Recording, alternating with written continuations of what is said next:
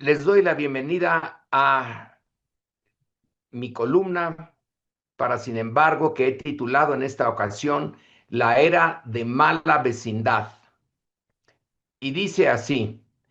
es posible que el 3 de enero de 2026 pase a ser considerado como el inicio de una nueva era en las relaciones entre Estados Unidos y el resto de los países de nuestro hemisferio. En todo caso, se trata de la mala vecindad y que contrastará con otra, la llamada de la buena vecindad de los años de 1933 a algún punto de 1940. Veamos el contraste. En 1933, el presidente norteamericano Franklin D. Roosevelt inauguró lo que se llamó la buena vecindad entre Estados Unidos y América Latina y el Caribe.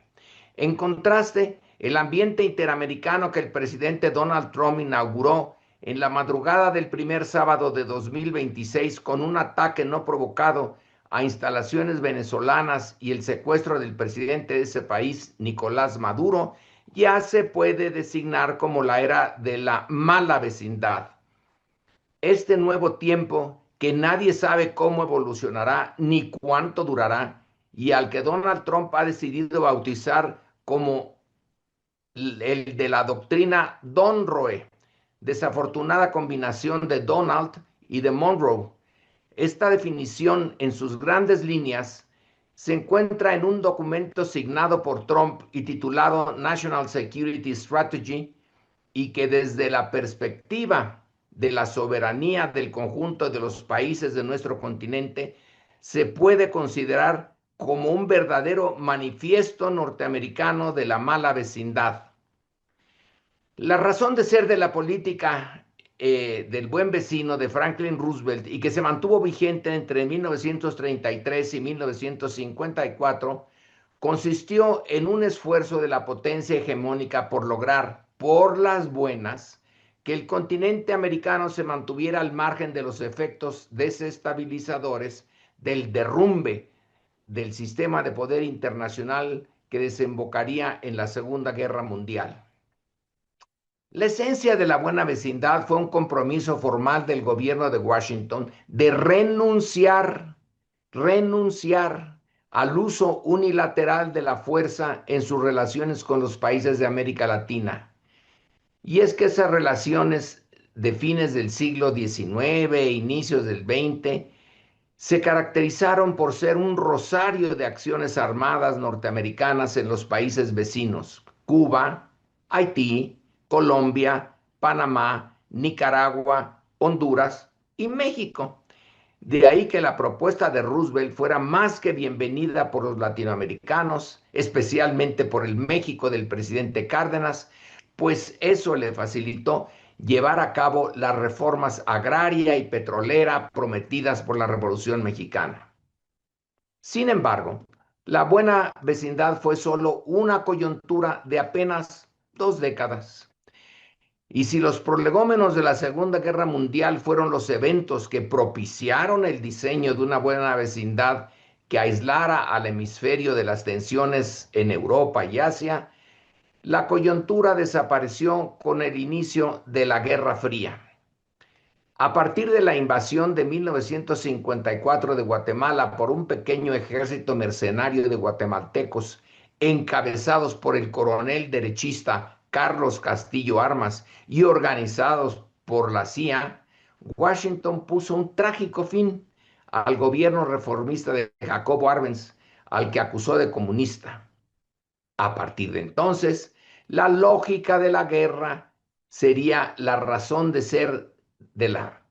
A partir de entonces, la lógica de la Guerra Fría sería la razón de ser de la política de Estados Unidos en el continente. A partir de entonces, Washington se empeñó en apoyar a los gobiernos de derecha de la región y a organizar o alentar los cambios de régimen en nombre de combatir al comunismo soviético y fortalecer la democracia.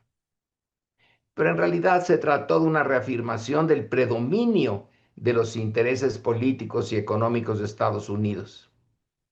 Y si bien esta política falló abiertamente en el caso de Cuba, sí tuvo éxito en sus términos en Granada, Panamá, República Dominicana y en su apoyo y alianzas con las dictaduras militares en países de mayor calado de la América del Sur, Brasil, Argentina, Uruguay, Chile. Con el fin de la Guerra Fría, al finalizar el siglo XX, se pudo pensar que también sería el fin de la obsesión anticomunista de Washington y que daría pie a una política de mayor tolerancia de las decisiones de aquellos países latinoamericanos que optaran por recorrer rutas nacionalistas y de centro izquierda. Y es que en diciembre de 2014 el gobierno de Barack Obama aceptó llevar a cabo un gran viraje y estableció relaciones diplomáticas con La Habana. En el caso de México, Washington ya no se afanó en obstaculizar el acceso al poder del López Obradorismo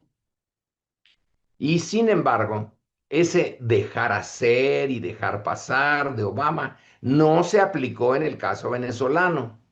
Y hoy el trumpismo ha elegido a la Venezuela chavista como el país y el momento ideal para inaugurar de manera espectacular su política de mala vecindad. El socialismo de Venezuela no solo es ideológicamente repelente para una derecha extrema como la de Trump,